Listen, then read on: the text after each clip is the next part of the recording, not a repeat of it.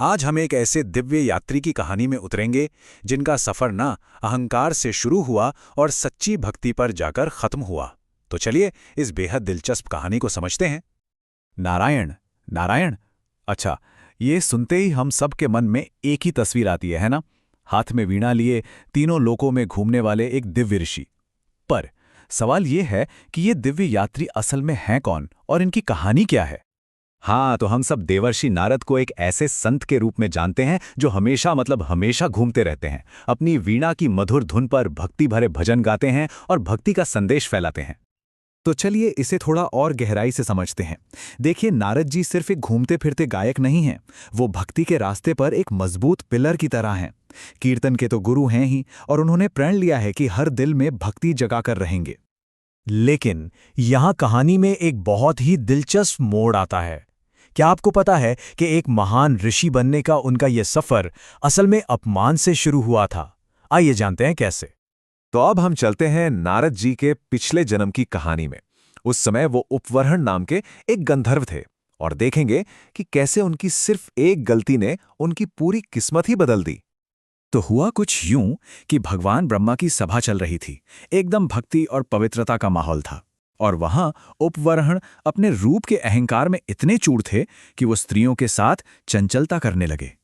अब जाहिर है उनका ये व्यवहार उस पवित्र जगह पर एक बहुत बड़ी गलती मानी गई और ब्रह्मा जी ने उन्हें श्राप दे दिया। लेकिन यहाँ सबसे जरूरी बात समझने की ये है कि ये श्राप असल में कोई सजा नहीं थी। नहीं, ये तो एक छिपा हुआ आशीर्वाद था, एक ऐसा मौका जो उन्हें एक बहुत गहरे आध्यात्मिक बदलाव की ओर ले जाने वाला था। जरा सोचकर देखिए, कहाँ एक घमंडी गंधर्व जो अपने रूप पर इतराता था, और कहाँ एक इतना विनम्र और शांत बालक जो सिर्फ सेवा करना जानता था। मतलब उनकी जिंदगी और सोच में जमीन आसमान का फर्क आ गया था। तो अब शुरू होता है उनकी कहानी का अगला और शायद सबसे महत्वपूर्ण हिस्सा।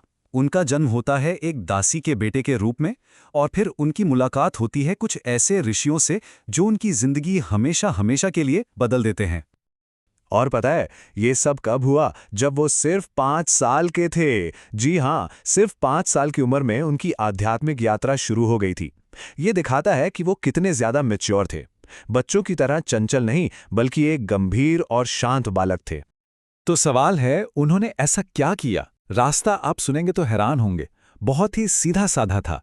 उन्होंने बस पूरी लगन से उन ऋषियों की सेवा की। उनके भोजन के बाद जो अन्न बच जाता था उसे प्रसाद के रूप में खाया, और बस इसी निस्वार्थ सेवा ने उनके मन को पूरी तरह से साफ कर दिया। और फिर ऋषियों ने खुश होकर उन्हें वो गुप्त ज्ञान दिया जिसकी तलाश में बड़े बड़े योगी युगों तक भटकते रहते हैं।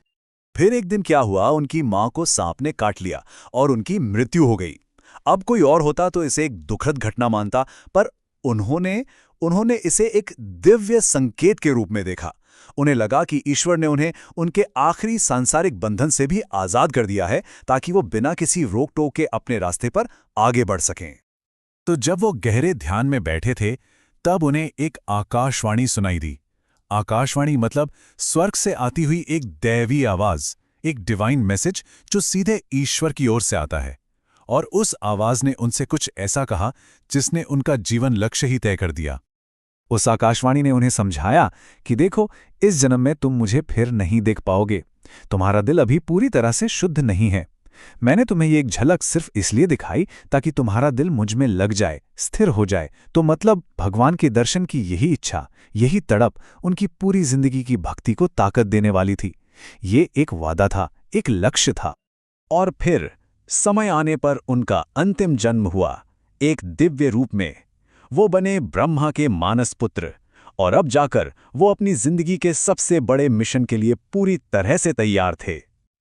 और जरा उनका प्रभाव देखिए कितना बड़ा था। भक्त प्रहलाद को उन्होंने गर्भ में ही ज्ञान दे दिया था।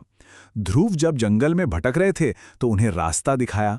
और तो और महर्षि व्यास को भागवत पुराण लिखने के लिए भी उन्होंने ही प्रेरित किया। मतलब उनके मार्गदर्शन ने अनगिनत लोगों की किस्मत ही बदल दी। एक और किस्सा सुनिए।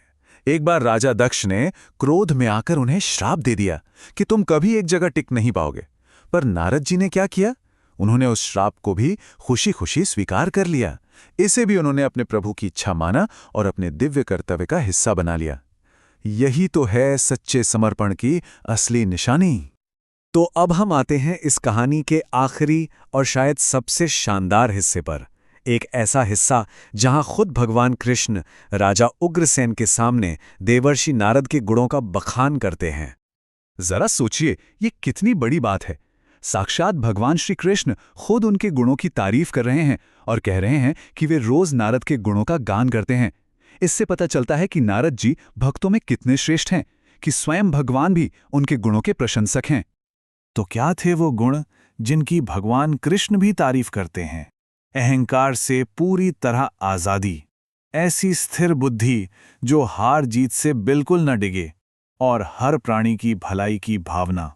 असल में यही है नारद जी की भक्ति का असली सार। यही उनके उस लंबे बदलाव भरे सफर का नतीजा है। तो इस पूरी कहानी से सबसे बड़ी सीख क्या मिलती है?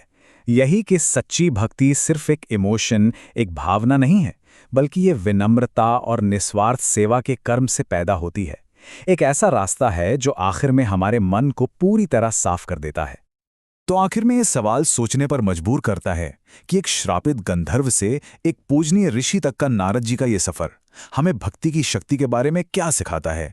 ये दिखाता है कि कोई भी हालत, कोई भी परिस्थिति हमेशा के लिए नहीं होती, और सच्ची भक्ति में किसी की भी जिंदगी को जड़ से बदलने की ताकत होती है।